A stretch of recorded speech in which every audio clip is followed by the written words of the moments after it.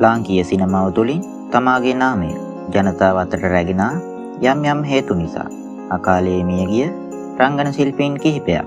ඉතින් මේ හැමෝගෙන්ම ඔය ආසම කෙනා කවුද කියලා වීඩියෝ එක අවසානයේදී කමෙන්ට් කරන්න.